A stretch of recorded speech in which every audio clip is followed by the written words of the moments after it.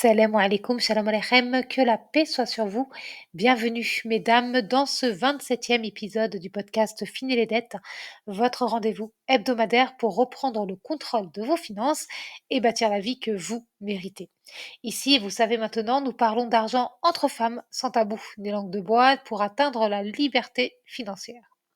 Pour celles qui ne me connaissent pas encore, je me présente. Je suis Malika de Riche, écrivaine, rentière dans l'immobilier et podcasteuse, passionnée par l'autonomie financière et personnelle, notamment celle des femmes. Dernièrement, j'ai lu quelque part que 70% des femmes seules avec enfants se disent dépassées par leurs finances. Est-ce que toi aussi, tu crois qu'un petit budget t'empêche d'être sereine? Si c'est le cas, reste avec moi jusqu'au bout, car aujourd'hui, nous allons déconstruire un mythe puissant, celui qui consiste à croire que quand on a un petit budget, on ne peut rien faire. Dans cet épisode, qui est le premier d'une nouvelle série, la série Argent et petit budget, nous verrons que non seulement nous pouvons faire beaucoup avec un petit budget, mais qu'en plus, nous pouvons faire mieux que certaines personnes qui gagnent 3 fois plus, tant qu'on a la bonne stratégie. Ce 27e épisode se compose de 4 parties. Partie 1, petit budget, grande stratégie. Partie 2, les 3 piliers d'une bonne gestion avec un petit budget. Partie 3, quelques astuces qui changent la vie. Partie 4, bilan et défis de la semaine. Avant d'entrer dans le vif du sujet, comme d'habitude, je t'invite à t'installer confortablement. Pense à t'abonner si ce n'est pas encore fait, ça te permettra de ne plus jamais louper un seul épisode et de retrouver tous les précédents plus facilement. Prends de quoi noter aussi parce que la prise de notes est une excellente manière d'intégrer ce qu'on apprend. Allez, c'est parti pour ce 27e épisode du podcast Fini les dettes. Partie 1, petit budget, grande stratégie. Comme je te le dis dans mon livre Fini les dettes, peu importe la somme dont on dispose, le plus important est ce qu'on en fait. Un petit budget n'est pas une fatalité. Un petit budget, c'est un point de départ. Quand on a un petit budget, ça signifie qu'on a de l'argent. Parfois, commencer petit permet de prendre de très bonnes habitudes dès le début, de très bonnes habitudes qui vont perdurer et vous suivre dans votre avenir.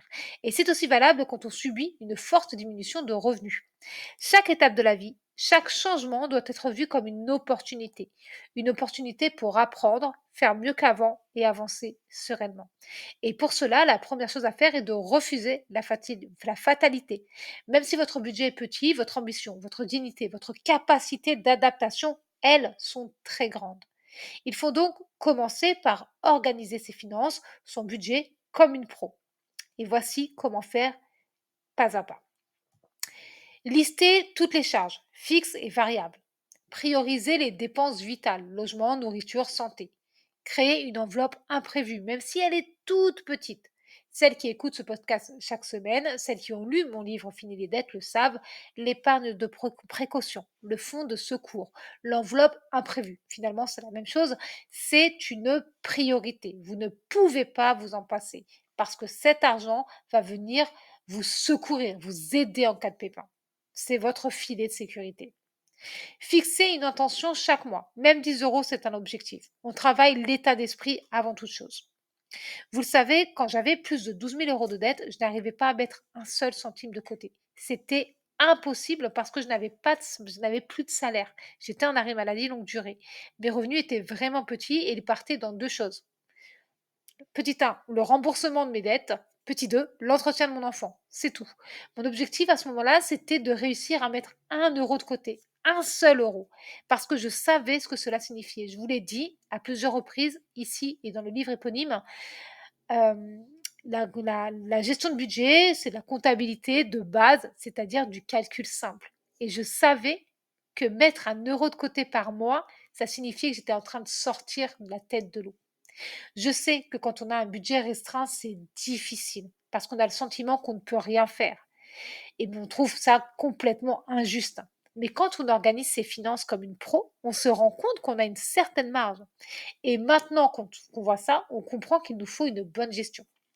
Ce qui nous amène tout naturellement à la deuxième partie de cet épisode. Partie 2, les 3 piliers d'une bonne gestion avec un petit budget. Ces 3 piliers-là, viennent soutenir la structure financière. Nous venons de voir comment organiser votre budget comme une pro. Ça, c'est la structure. Maintenant, nous allons plus loin et nous posons les piliers d'une bonne gestion avec un petit budget. Ces trois piliers sont les suivants. Petit 1, la clarté. Vous devez savoir ce que vous gagnez, ce que vous dépensez, ce que vous devez. La clarté évite les achats impulsifs, les découverts, les oublis de factures. Et pour avoir de la clarté dans vos finances, vous devez faire votre budget, le construire. Nous avons déjà vu comment faire dans un précédent épisode et vous avez le pas à pas dans le livre Fini les dettes. Le fait d'écrire tout ce qui se passe avec votre argent, entrée, sortie, remboursement, épargne, etc., vous offre de la clarté. Et le fait de suivre votre budget une fois par semaine, au moment de votre pause budget hebdomadaire, vous permet d'avancer sereinement. Quand on voit ce qui se passe, on comprend mieux et on fait les meilleurs choix. On ne ressent plus ni angoisse ni stress. On n'est plus en boîte automatique. La clarté permet d'être au contrôle de ses finances. Petit 2, la discipline. La régularité paie toujours. Vous connaissez mon triptyque gagnant. Rigueur, constance et discipline. Je sais que c'est pas sexy. Je sais que c'est pas fun, c'est pas marrant. Mais c'est la vérité. La régularité paie toujours. Il vaut mieux mettre 5 euros de côté par semaine ou par mois plutôt que 50 euros une fois par an. C'est la fréquence qui construit la sécurité. Petit 3, la créativité. Avec un petit budget, il faut être rusé. On apprend à troquer, à cuisiner malin, à chasser les bons plans, à économiser sans se priver de tout. Et si vous êtes maman, je sais que vous avez envie de gâter vos enfants. C'est normal, ce sont vos trésors, la prunelle de vos yeux. Et vous culpabilisez sûrement en vous disant qu'ils ne sont pas responsables de votre situation financière. Mais rappelez-vous une chose importante. La seule chose que veulent vraiment les enfants, c'est être avec vous. C'est de cela dont ils se souviendront. La qualité des moments passés ensemble.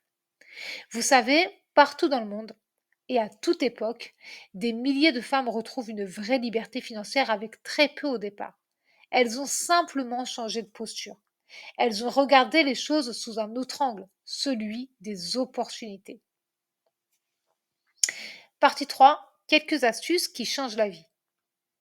Il existe probablement des dizaines d'astuces pour améliorer le quotidien quand on a un petit budget. Ici, je vais vous en donner 5, faciles à mettre en place et qui feront une grande différence dans votre vie. N'oubliez pas, mesdames, de prendre des notes. Petit 1, le suivi écrit. Notez tout sur votre fiche budget mensuel au centime près.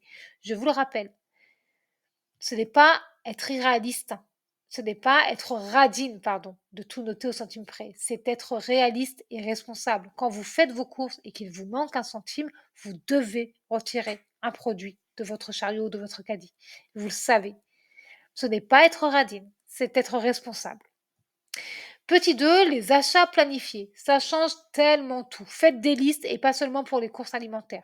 Notez ce que vous devez acheter. Ça peut être un nouveau frigo, une nouvelle paire de baskets, des affaires scolaires ou autre, peu importe. Inscrivez-les sur votre liste avec le montant exact. Je ne le dirai jamais assez. Vous devez savoir combien vont vous coûter vos achats, combien coûte chaque chose. Épargnez pour les achats coûteux. Attendez les promos. N'achetez jamais sur un coup de tête. Vous devez avoir fait un tour d'horizon avant d'avoir pris votre décision, de vous être arrêté sur un produit et de passer à l'achat.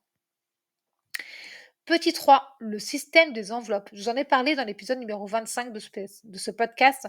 Cette méthode change la vie en tellement mieux, définitivement. Même avec 30 euros par semaine, vous pouvez mettre 10 euros pour la nourriture, 10 euros pour les imprévus, 5 euros pour le plaisir, 5 euros pour épargner pour un projet. C'est un exemple, évidemment.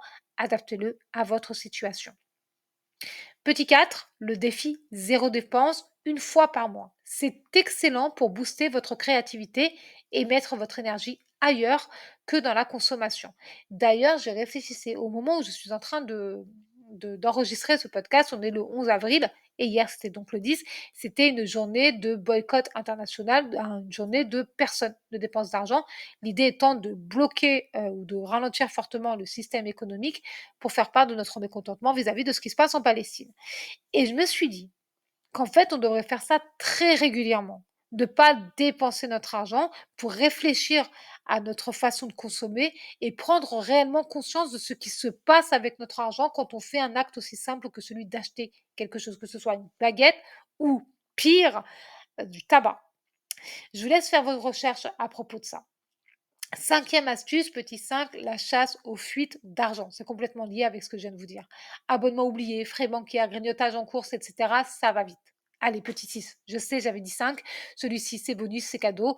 Prenez soin de votre santé. Quand je dis de prendre soin de votre santé, j'entends par là vous libérer de vos addictions sans les remplacer par d'autres. Clairement, si vous arrêtez de fumer, n'allez pas vapoter. Arrêtez de fumer ou de boire de l'alcool. Réduisez votre temps d'écran qui vous incite à surconsommer. Faites du sport de chez vous si nécessaire. Sortez vous aérer la tête tous les jours si vous le pouvez. Pour courir ou marcher ou même vous rendre à la bibliothèque par exemple ou dans un parc ou ailleurs. Vous devez prendre soin de votre santé d'abord, heu, qu'elle soit physique ou mentale en fait. Les 2 sont liés. Quand vous sortez marcher, vous faites du bien à votre corps, vous faites du bien à votre esprit. L'idée, en prenant soin de sa santé, c'est que vous tombez moins malade, logiquement. Du coup, vous allez moins consommer de médicaments, vous allez moins, stagner aussi, vous sentirez moins faible, vous sentirez plus forte, plus joyeuse, pleine de courage, de tout ce qu'il vous faut pour affronter le quotidien et donc vous allez mieux manger. Tout est tellement lié, tellement lié. Le fait d'arrêter de fumer va faire que vous allez vous sentir en meilleure santé. Peut-être pas au début, puisque en général, quand on rompt avec une addiction, on a le sentiment que notre corps se retourne contre nous. Mais une fois ces premières semaines difficiles, vous allez vous sentir mieux. Et puis, vous le verrez sur votre porte-monnaie aussi. Vous le verrez sur votre compte bancaire. Quand vous allez arrêter d'acheter des paquets à 10 balles régulièrement, ce sera des 10 euros qui resteront sur votre compte bancaire et que vous pourrez utiliser autrement pour des choses qui sont hautement plus intéressantes, hautement plus agréables pour vous. Je sais que j'insiste sur la santé, mais c'est précieux. Avec ces astuces simples, vous allez rééquilibrer votre budget, augmenter vos revenus et améliorer votre santé et donc votre vie. Passons maintenant au bilan de l'épisode. Partie 4, bilan et défi de la semaine. Dans cet épisode, nous avons vu qu'un petit budget n'est pas une fatalité. Je veux que vous gardiez en tête que ce n'est pas le montant qui compte, mais bel et bien ce que vous en faites. Un petit budget bien géré peut faire de grandes choses. Ce n'est pas parce que tu as un petit budget que tu dois avoir une petite vie. Pour le défi de la semaine, je veux que vous choisissiez une astuce, une seule parmi celles que je viens de vous donner, et que vous l'appliquiez, pardon, c'est pas facile à dire, et que vous l'appliquiez pendant 7 jours. Juste une seule. Vous commencez petit, et puis ensuite venez me dire ce que ça a changé pour vous. Je vous attends, je vous attends, en commentaire sur Instagram ou bien même par mail. Pour aller plus loin, retrouvez encore plus de conseils et de stratégies dans mon livre Fini les dettes, disponible partout. Évidemment, si vous ne le trouvez pas dans votre librairie préférée, pensez à le commander.